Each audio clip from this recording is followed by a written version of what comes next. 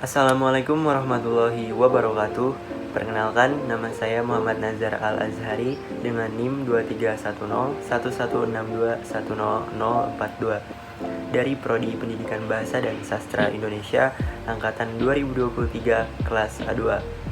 Tujuan saya membuat video ini adalah untuk memenuhi tugas akhir atau sebagai pengganti ujian akhir semester dari mata kuliah Sejarah Sastra yang diampu oleh dosen Ibu Dr. Dwi Wahyu Chandra Dewi MPD. Baik, langsung saja kita masuk ke pembahasannya. Jadi di sini saya akan membahas beberapa materi yang sudah dipelajari pada mata kuliah Sejarah Sastra ini, yaitu ada Sejarah Pujangga Baru, Sejarah Angkatan 1945, Angkatan 1966, Angkatan 1980, dan Sastra tahun 2000-an, juga peristiwa penting sejarah sastra Indonesia, serta fenomena sastra koran, perempuan, dan pop. Baik, langsung saja kita masuk ke pembahasan yang pertama, yaitu ada sejarah Pujangga Baru. Pada mulanya, Pujangga Baru adalah sebuah majalah sastra Indonesia yang diterbitkan dari bulan Juli 1933 hingga Februari 1942. Majalah ini didirikan oleh Armin Pane, Amir Hamzah, dan Sultan Takdir Ali Sabana. Selama masa terbitnya, majalah ini mencakup ruang gerak yang semakin luas dan lebih banyak memuat tulisan berbau politik. Setelah Kekaisaran Jepang menduduki Nusantara pada tahun 1942, majalah ini pun tidak dapat diterbitkan karena pemerintah pendudukan Jepang melarangnya. Selama 9 tahun terbit, Pujangga Baru menerbitkan 90 edisi yang memuat lebih dari 300 butir puisi, 5 buah drama, 3 buah antologi puisi, sebuah cerpen, berbagai esai, dan beberapa cerpen. Walaupun sebagian besar karya yang dimuatnya sudah terlupakan, tema dan gaya tulisan yang menonjol dalam periode 1933 sampai 1942 membuat zaman itu disebut sebagai Angkatan Pujangga Baru dalam periodisasi sastra Indonesia. Lalu ada latar belakang yang menciptakan sehingga terjadinya kata Pujangga Baru ini. Nah, Pujangga Baru muncul sebagai reaksi atas banyaknya sensor yang dilakukan oleh Balai Pustaka, yakni sejarah sastra pada angkatan sebelumnya, terhadap karya tulis sastrawan pada masa tersebut, terutama terhadap karya sastra yang menyangkut rasa nasionalisme dan kesadaran kebangsaan. Sehingga dapat dikatakan, sastra Pujangga Baru adalah sastra yang intelektual, nasionalistik, dan elitis. Berikutnya, mengapa sih dikatakan Pujangga Baru? Nah, jadi judul Pujangga Baru dapat diartikan sebagai penulis baru. Namun, istilah Pujangga setelah penerapan EYD pada tahun 1972 ditulis jadi Pujangga, mempunyai konotasi lain. Istilah bahasa Jawa bujangga yang merupakan asalnya kata pujangga, berdasarkan suatu kata dalam bahasa Sangsekerta yang berkaitan dengan pelajaran agama. Dengan demikian, judul ini menunjukkan bahwa pendiri majalah mempunyai tujuan yang mulia. Lalu ada beberapa sastrawan yang termasuk dalam Angkatan Pujangga Baru ini, diantaranya yaitu Ali Hashim, J. Eta Tengkeng, Selasih, Mojaza, Sultan Takdir Ali Sabana, Sanusi Pane, dan Armin Pane. Lalu sastra Pujangga Baru ini ada memiliki ciri khas karyanya, yakni ada yang pertama, puisi jenis balada mulai ditinggalkan dan digantikan jenis sonata. Lalu, kata-kata yang dirangkai untuk menulis puisi bersifat indah. Persajakan dijadikan sarana kepuitisan utama. Dan alur roman, novel, dan cerpen bersifat lurus, serta bergaya romantik. Adapun beberapa sastrawan pada Angkatan Pujangga Baru dan karyanya, yaitu dari Sultan Takdir Ali Sabana dengan novel Tak Putus di Rundung Malang tahun 1929. Lalu ada Amir Hamzah dengan karyanya sebuah kumpulan puisi, yaitu ada Nyanyi Sunyi tahun 1937 dan Buah Rindu pada tahun 1941.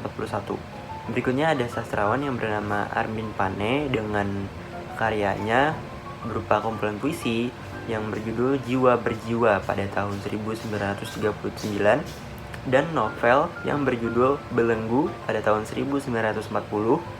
Lalu ada dari Sanusi Pane dengan karyanya sebuah kumpulan puisi dengan judul Madah Kelana pada 1931, dan sebuah drama yang berjudul Sandikala Ning Majapahit pada tahun 1932. Jadi itu saja penjelasan singkat dari Pujangga Baru ini. Lalu kita langsung masuk ke pembahasan yang kedua, yaitu ada sejarah angkatan 1945. Nah, jadi apa sih itu sastra angkatan 45? Jadi, angkatan 45 adalah sebuah gerakan sastra Indonesia yang muncul pasca kemerdekaan pada tahun 1945. Angkatan 45 disebut juga Angkatan Chairil Anwar karena Chairil Anwar yang dianggap sebagai pelopor terbentuknya angkatan ini. Angkatan 45 disebut juga Angkatan Kemerdekaan karena lahir pada masa perjuangan kemerdekaan Indonesia. Pemberi nama Angkatan 45 ini adalah Rosihan Anwar. Karya yang lahir dari angkatan ini sangat berbeda dengan angkatan sebelumnya. Hal ini dikarenakan Angkatan 45 dilatar belakangi dengan adanya penjajahan bangsa Jepang yang terkenal sangat keji. Lalu ada tokoh-tokoh atau sastrawan pada sastra Angkatan 45 ini, yakni ada 4 tokoh utama yang sering dianggap sebagai pelopor Angkatan 45, yakni Chairil Anwar, Asrul Sani, Rifai Apin, dan Idrus. Chairil Anwar dikenal sebagai seorang yang individualis dan anarkis, lalu Asrul Sani memiliki jiwa kebangsaan dan moralis, serta Idrus penuh dengan sinisme, juga Rifai yang dikenal sebagai nihilis. Lalu ada ciri-ciri sastra Angkatan 45 ini, yakni ada yang pertama yaitu terbuka, yang kedua pengaruh unsur sastra asing lebih luas dibandingkan angkatan sebelumnya, lalu yang ketiga bercorak isi realis dan naturalis, meninggalkan corak romantis. Yang keempat, sastrawan periode ini terlihat menonjol individualismenya. Yang kelima, dinamis dan kritis, berani menabrak pakem sastra yang mapan sebelumnya. Yang keenam, penghematan kata dalam karya. Dan yang ketujuh, lebih ekspresif dan spontan, serta terlihat sinisme dan sarkasme, didominasi oleh puisi, sedangkan bentuk prosa tampak berkurang. Lalu ada pun beberapa nama tokoh yang menandai periode sastra Angkatan 45 ini adalah Chairil Anwar, Pramudia Anantatur, Usman Ismail, Ida Nasution, Utuy Tatang Santoni, Balfas, J.E. Tatengkeng, dan Asrul Sani. Yang terakhir berkaitan dengan bentuk karya sastra Angkatan 45 ini, yakni seperti puisi, novel, drama, serta cerpen. Jadi segitu saja penjelasan singkat dari sastra Angkatan 45 ini. Lalu berikutnya saya akan membahas sejarah Angkatan 1966. Mari kita mengenal sejarah sastra Angkatan 1966 ini. Nama Angkatan 66 dicetuskan oleh H.B. Yasin melalui bukunya yang berjudul Angkatan 66. Adanya protes sosial dan politik dalam sajak-sajak telah menyebabkan H.B. Yasin memproklamasikan lahirnya Angkatan 66 melalui sebuah tulisannya dalam majalah Horizon pada tahun 1966. Angkatan ini lahir bersamaan dengan kondisi politik Indonesia yang tengah mengalami kekacauan akibat merajalelanya paham komunis, serta maraknya penyalahgunaan kekuasaan pada periode 1960 sampai dengan 1970 yang turut mengakibatkan polarisasi karya sastra pada masa itu. Pada saat itu, PKI hendak menguasai negara dan berusaha menggantikan ideologi Pancasila dengan ideologi komunis. Melalui tulisannya dalam majalah Horizon, H.B. Yasin mengatakan bahwa khas pada hasil-hasil kesusastraan 66 ialah protes sosial dan kemudian protes politik. Lebih lanjutnya, ia mengatakan bahwa tiap 15 tahun atau 25 tahun akan menimbulkan generasi baru, dan dapat diramalkan bahwa tahun 1980 akan datang lagi angkatan lainnya, yakni tahun 2000-an dan seterusnya. Lalu Rahmat Djoko Pradopo melalui tulisannya dalam Horizon juga menyambut proklamasi H.B. Yasin itu dengan kesimpulan bahwa Angkatan 66 sastra Indonesia baru suatu kemungkinan. sedangkan nama Angkatan 66 dielakkan oleh Satyagraha, Hoeri Suprobo, dan Ari Budiman. Mereka lebih menyukai nama Angkatan Manifest atau Kebudayaan. Pada masanya karya sastranya berupa novel, cerpen, dan drama kurang mendapat perhatian, bahkan sering menimbulkan kesalahpahaman. Sejak tahun 1966, terbitlah majalah Horizon yang dipimpin oleh Mokhtar Lubis, H.B. Jassin, Taufik Ismail, Gunawan Muhammad, Arif Budiman, dan lain-lain. Kemudian mulai akhir tahun 1967, majalah sastra pun dihidupkan kembali dengan pimpinan redaksi H.B. Jassin. Lalu, adapun gaya bahasa yang dipergunakan dalam Angkatan 66 ini, yakni pada masanya, karya Angkatan 66 ini berkaitan dengan penegakan keadilan dan kebenaran berdasarkan Pancasila dan Undang-Undang Dasar 1945, menentang komunisme, bahkan ikut menumbuhkan Orde Lama bersama Orde Baru yang saat itu dikomandani oleh Jenderal Soeharto. Pada angkatan ini, para sastrawan terobsesi menjadi Pancasilais sejati. Berikutnya, adapun karakteristik sastra Angkatan 66 ini, yang pertama, berisi pergolakan, yang kedua, bercorak perjuangan anti-tirani, yang ketiga, pembelaan terhadap Pancasila, yang keempat, berisi protes sosial politik, yang kelima, menegakkan keadilan dan pergerakan, yang keenam, bercorak membela keadilan, mencintai nusa dan bangsa negara, dan persatuan, serta yang terakhir yaitu berontak terhadap ketidakadilan. Lalu berikutnya mengenai tokoh-tokoh yang ada pada masa Angkatan 66 ini, yaitu yang pertama ada Taufik Ismail dengan karyanya Harmoni, seorang tukang rambutan kepada istrinya, sebuah jaket berlumur darah, Tirani, Banteng, Jalan Segara, Karangan Bunga, dan lain sebagainya. Lalu yang kedua ada Gunawan Muhammad dengan karyanya Potret Seorang Penyair Muda sebagai Si Malin Kundang, Asmarandana, riwayat Misalkan Kita di Sarajevo. Lalu berikutnya yang ketiga ada Sapardi Djoko Damono dengan karyanya Sementara Kita Saling Berbisik, Dukamu Abadi, Aku Ingin, Hujan Bulan Juni. Yang keempat ada W.S. Rendra dengan karyanya Bunga Gugur, Permintaan, dan Temperamen. Lalu yang terakhir ada Putu Wijaya dengan karyanya Telegram, Stasiun, Pabrik, Bom, Es, Lautan Bernyanyi, dan lain sebagainya. Lalu adapun beberapa tokoh atau sastrawan yang ada pada masa Angkatan 66 ini, yakni yang pertama ada Taufik Ismail, yang kedua Gunawan Muhammad, yang ketiga Sapardi Djoko Damono, yang keempat ada W.S. Rendra, dan yang kelima ada Putu Wijaya. Nah, tadi kita sudah membahas mengenai sejarah Angkatan 1966. Berikutnya, kita akan membahas mengenai Angkatan 1980-an. Sejarah sastra pada Angkatan 1980-an ini diwarnai dengan aturan-aturan yang ketat dan dipengaruhi oleh kegiatan politik. Angkatan 80-an lahir pada masa pemerintahan Soeharto atau era Orde Baru.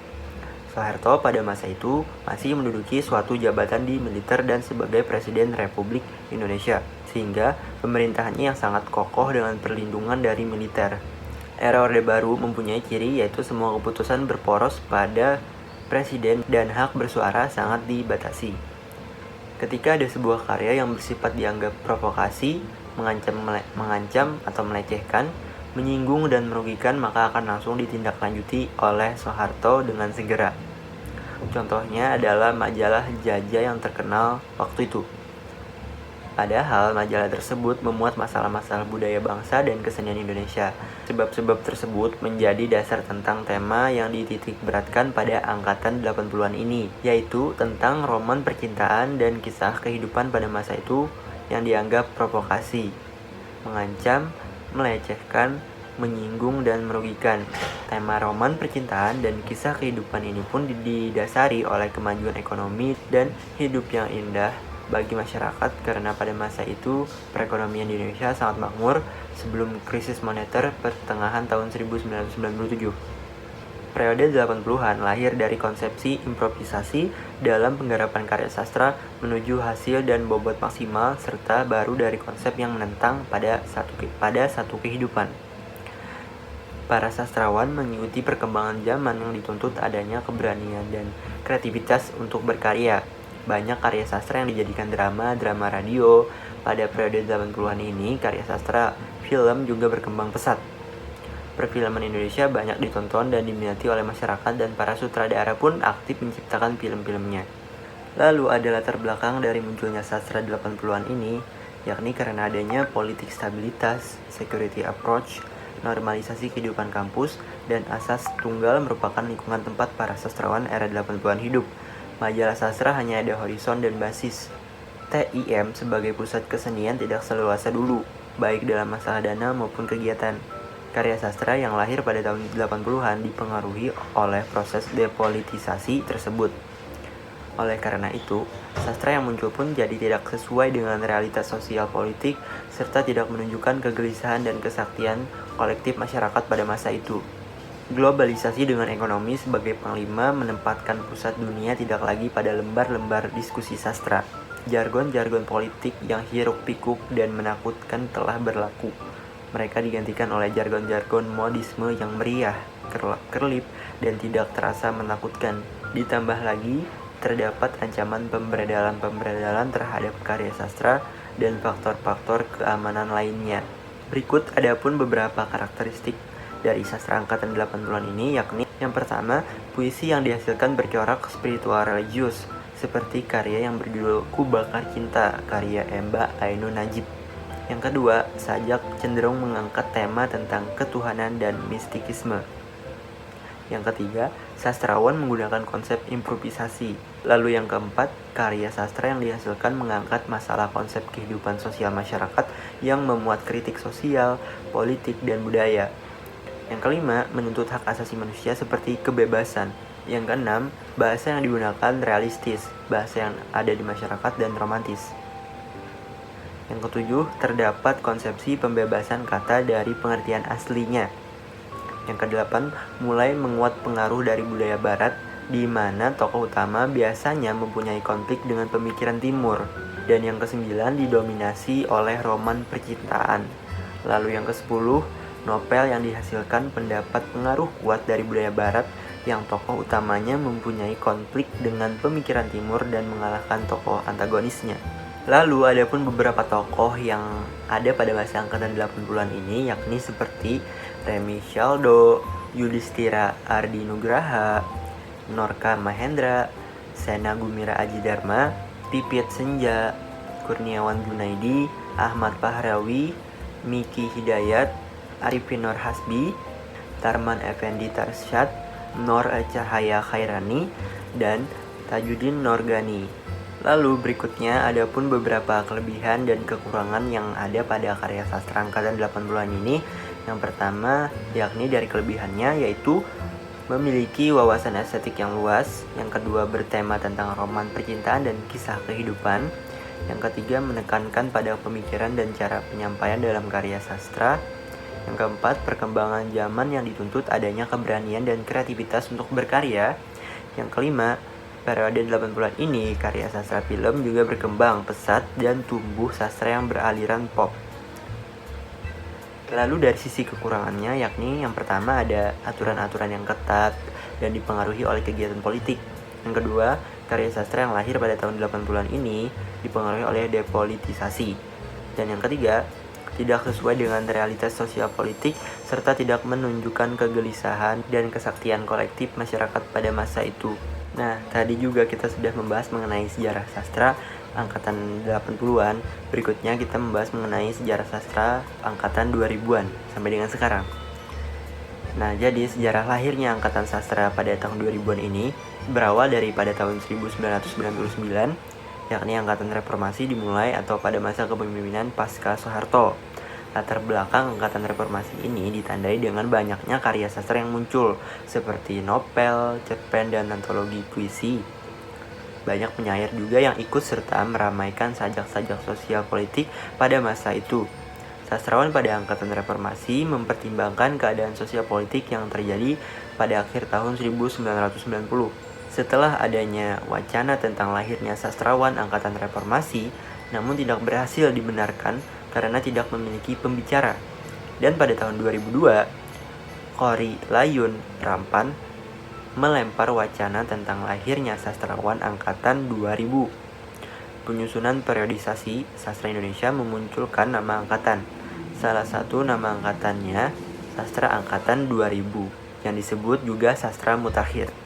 Lalu kemudian diterbitkanlah buku tentang sastrawan angkatan 2000-an pada tahun 2002 oleh Gramedia di Jakarta. Sekitar 100 penyair dan kritikus sastra yang diikutsertakan Korrie Layun Rampan ke dalam angkatan 2000, termasuk mereka yang sudah mulai menulis sejak tahun 1980-an. Lalu ada peristiwa yang terjadi di masa sastra angkatan 2000-an ini. Pada awal tahun 2000-an, terdapat fenomena menarik dari perkembangan fiksi Indonesia. Salah satunya adalah muncul istilah yang disebut sastrawangi. Munculnya sastrawangi yang kontroversial ini rupanya dipicu oleh terbitnya sebuah karya sastra fiksi berlatar belakang seksual dari tangan segelintir penulis perempuan muda. Selain munculnya sastrawangi, ada pula fenomena lain yang tampaknya mulai muncul di dunia fiksi Indonesia belakangan ini, yaitu munculnya ikon-ikon teknologi informasi terkini seperti internet dan gawai yang menjadi bagian tak terpisahkan dalam membentuk makna dari sebuah karya sastra. Lalu ada beberapa sastrawan yang terlibat pada masa sastra angkatan 2000-an ini, yakni ada Ahmad Fuadi, Andrea Hirata, Habibur Rahman El Shirazi, Ayu Utami, Dewi Lestari, Rundal Tanjung Buana, dan Terelie. Lalu ada pun karakteristik karya sastra pada angkatan 2000-an ini, yakni seperti menggunakan kata-kata maupun frasa yang bermakna konotatif atau makna yang punya hubungan atau ikatan. Lalu juga banyak menyindir keadaan sekitar baik sosial, budaya, politik, atau lingkungan, revolusi tipografi atau tata wajah yang bebas, aturan dan kecenderungan ke puisi konkret. Lalu kritik sosial sering muncul lebih keras, penggunaan estetika baru, munculnya cyber sastra di internet, ciri-ciri bahasa diambil dari bahasa sehari-hari, karyanya yang cenderung vulgar, serta materi yang digarap penyair tidak hanya tentang sosial kemasyarakatan, budaya dan etnis, melainkan juga religi. Contohnya, sajak-sajak yang ditulis Ahmadun Yosi Herpanda yang sajak-sajak keagamaannya mencerminkan nuansa religius yang khusyuk, seperti puisi karya yang berjudul Sembahyang Rerumputan. Juga puisi-puisi yang religius dengan kecenderungan menciptakan penggambaran yang lebih konkret, serta penggunaan media sosial sebagai sarana dalam berkarya. Lalu ada pun karya sastra populer pada masa angkatan 2000-an ini, yakni seperti Laskar Pelangi, karya Andrea Hirata, lalu ada Ayat-Ayat Cinta, karya Habibur Rahman El Shijari, dan ada Cantik Itu Luka, karya Eka Kurniawan, lalu ada serial Supernova, karyanya Dewi Lestari, juga ada Daun Yang Jatuh Tak Pernah Membenci Angin, dari karya Terelie. Nah, tadi kita sudah membahas mengenai sastra tahun 2000-an. Sekarang kita membahas mengenai peristiwa sejarah penting yang lahir pada sejarah sastra Indonesia, yakni ada seperti berdirinya atau terbitnya Balai Pustaka. Kedua ada kelahiran dan konsepsi estetik angkatan 45, munculnya istilah angkatan 66, serta majalah Pujangga Baru. Jadi kita bahas dari yang pertama dulu, yaitu ada berdirinya atau terbitnya Balai Pustaka. Nah, penerbitan ini didirikan oleh pemerintah Belanda di Jakarta pada tahun 1908 dengan nama Komisi for the Inlandise School and Volkslecture atau Komisi Bacaan Rakyat. Namanya diganti menjadi Kantor for the Volkslecture pada tahun 1917 dengan kemudian lebih dikenal dengan nama Balai Pustaka. Balai Pustaka lahir sebagai reaksi dari keresahan pemerintah Belanda terhadap banyaknya bacaan-bacaan yang berkembang pada masyarakat. Balai Pustaka adalah angkatan yang sangat berpengaruh pada perkembangan perpustakaan baru, terutama yang tertulis dengan huruf Latin. Yang kedua, ada kelahiran dan konsepsi estetik dari angkatan 45. Nah, angkatan 45 lahir pada masa peralihan bangsa, yaitu dari masa penjajahan Jepang menuju kemerdekaan. Para sastrawan angkatan 45 tampil sebagai pelopor sastra Indonesia modern dengan sebuah dilema budaya. Kelahiran dan konsepsi estetik angkatan 45 tercermin dalam karya-karya sastra yang dihasilkan pada masa itu, yang merupakan hasil dari perubahan politik yang mendadak pada masa pendudukan Jepang dan masa revolusi di Indonesia. Lalu yang ketiga, munculnya istilah angkatan 66. Pada tahun 1966 muncul istilah angkatan 66 yang menandai peristiwa penting dalam bidang sastra. Angkatan 66 memiliki cita-cita untuk melakukan pemurnian pelaksanaan Pancasila dan pelaksanaan ide-ide yang terkandung di dalamnya. Angkatan ini lahir bersamaan dengan kondisi politik Indonesia yang mengalami kekacauan akibat merajalelanya paham komunis, serta maraknya penyalahgunaan kekuasaan pada periode 1960 sampai dengan 1970 yang mengakibatkan polarisasi karya sastra pada masa itu. Berikutnya yang keempat ada manifest kebudayaan. Munculnya manifest kebudayaan ini menjadi peristiwa penting dalam bidang sastra. Manifest kebudayaan adalah sebuah deklarasi yang dibuat oleh sekelompok penulis dan intelektual Indonesia pada akhir tahun 1963 yang mengusung humanisme universal. Manifesto kebudayaan mengutamakan bentuk kesenian yang mengabdi pada kepentingan rakyat. Manifest ini lahir sebagai respon terhadap dominasi dan tekanan dari golongan kiri yang beraliran realisme sosial yang dipraktekkan oleh seniman yang terhimpun dalam Lembaga Kebudayaan Rakyat atau Lekra. Manifesto ini menolak hubungan antara kebudayaan dan kekuasaan yang dianggap sebagai upaya politisasi gerak kebudayaan.